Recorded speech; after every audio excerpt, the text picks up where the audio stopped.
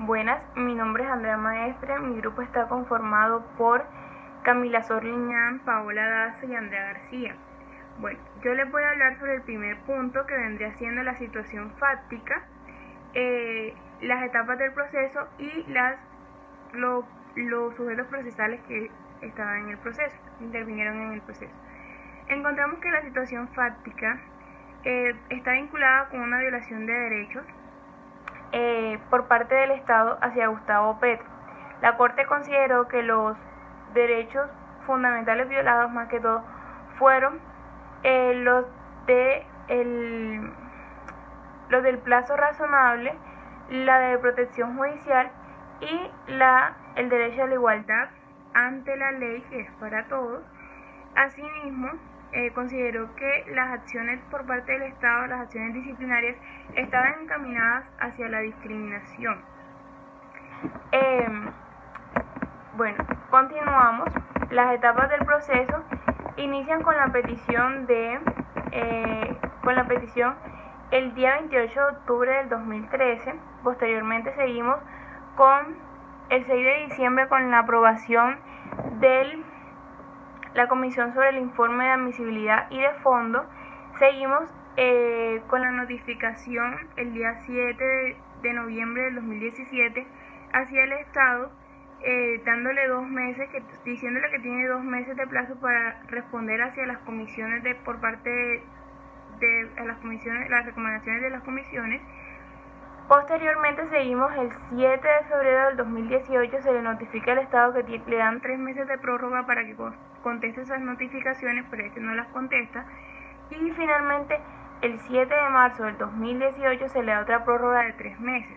En fin, el Estado tuvo como 9 meses de prórroga para contestar. Cuando finalmente contestó, cuando finalmente el Estado colombiano contesta, dice que ya se le restituyó el cargo del señor Gustavo Petro. Sin embargo, no informa sobre la destitución, y a ellos lo que le importaba era informar la destitución. Finalmente se somete a la Corte el 7 de agosto del 2018 e inicia el procedimiento internacional.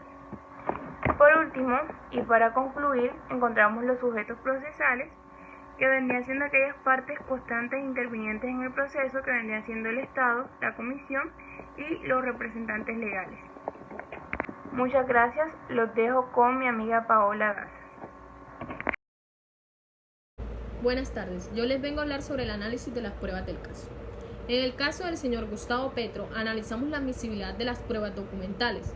El 2 de noviembre del 2018, los representantes presentaron un escrito de solicitudes, argumentos y pruebas conforme a los artículos 25 y 40 del reglamento. Coincidieron con los alegatos de la comisión y además solicitaron que la Corte declare responsable al Estado por la violación del derecho a la integridad personal en perjuicio del señor Petro Urrego. El 4 de febrero del 2019, Colombia presentó su escrito de secciones preliminares, contestación al sometimiento del caso y observaciones al escrito de solicitudes y argumentos.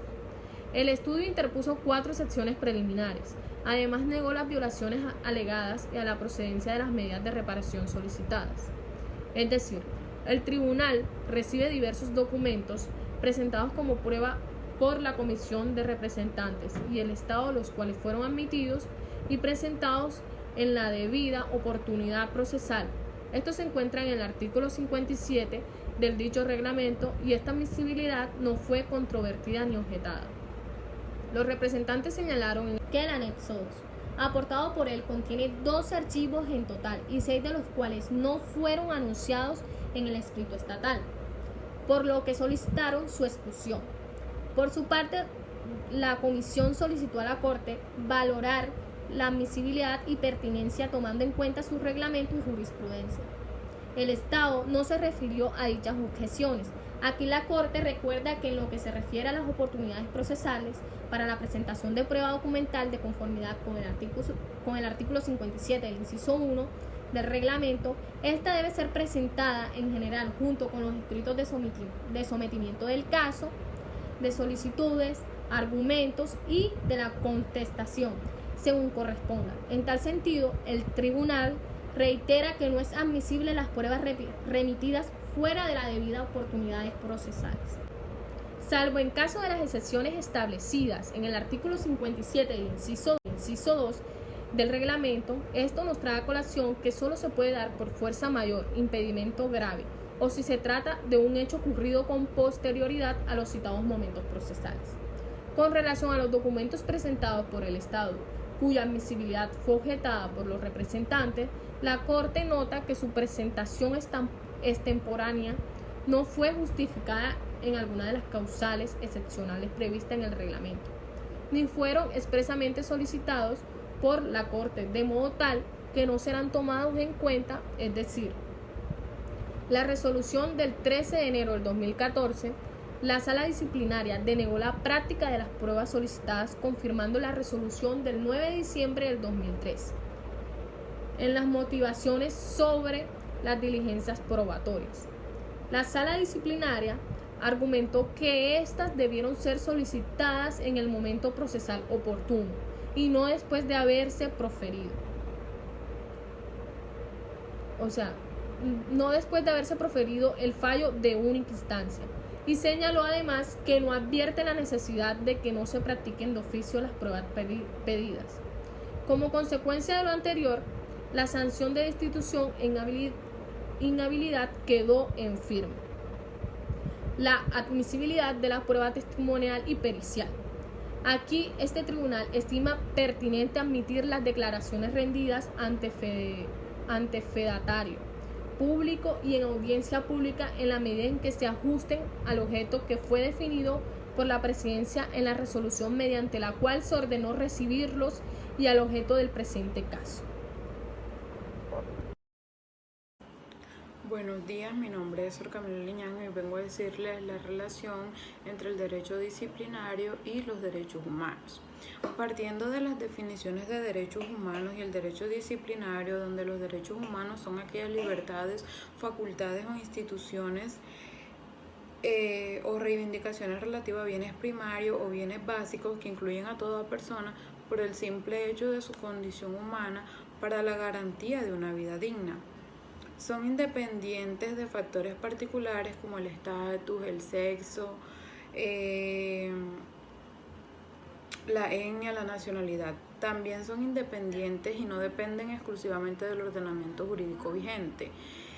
Esto puede definirse como el conjunto de normas jurídicas y sustanciales y procesales que tienen como fin ponerle a una comunidad en específica con el propósito de obligarla a actuar de una forma correcta, por lo que esa forma correcta de actuar sería las inhabilidades y las incompatibilidades al faltar a un deber o al cumplimiento de una conducta.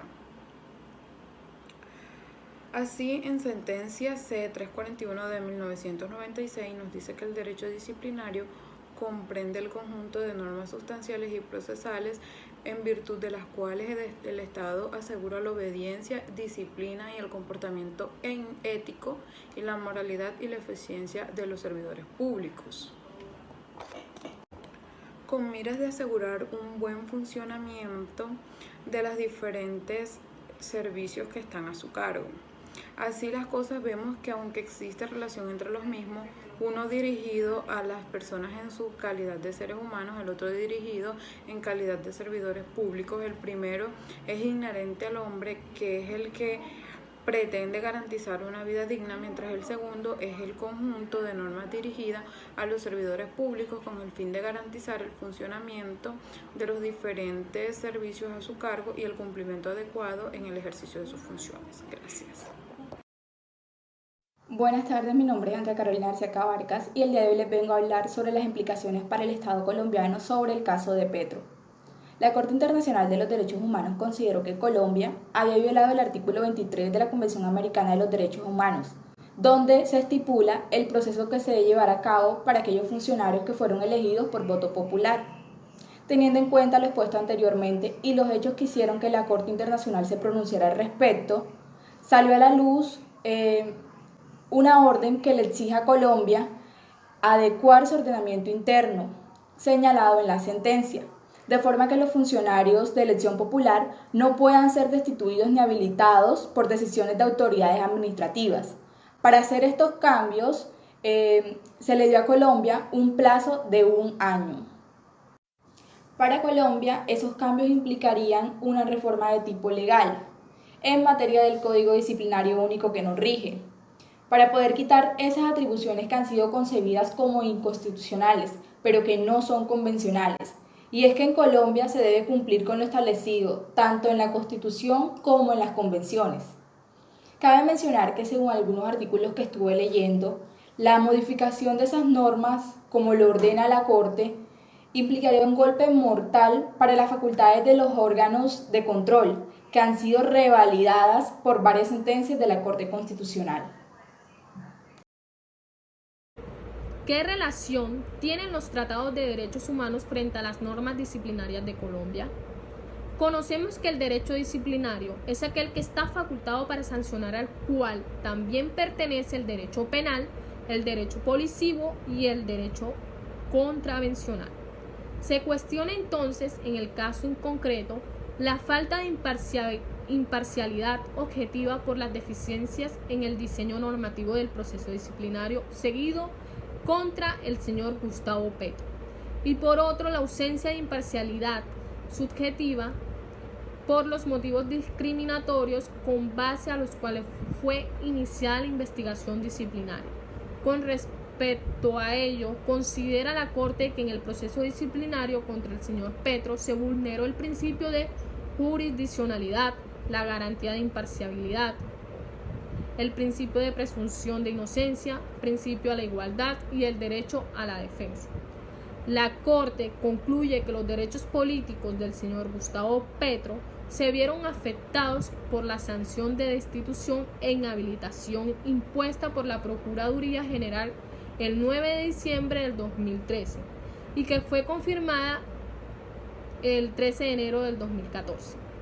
Hubo situaciones donde se presentó la violación de derechos básicos establecidos en los tratados de derechos humanos y que de la misma forma pueden ser acogidos en redención ante las normas disciplinarias colombianas, que establecen las medidas que no se permite romper en total comparencia a proteger otros derechos. Es decir, se debe reparar los daños causados al señor Gustavo Petro teniendo en cuenta la indemnización, pues resulta manifestante contrario al mencionado tratado internacional. Cabe mencionar que el Estado colombiano le ha otorgado competencia a la Corte Interamericana de Derechos Humanos para conocer estos casos, ya que es un Estado parte de la Convención desde el 31 de julio de 1973 y le reconoció la competencia contenciosa el 21 de junio de 1985. ¿Qué relación tienen los tratados de derechos humanos frente a las normas disciplinarias de Colombia?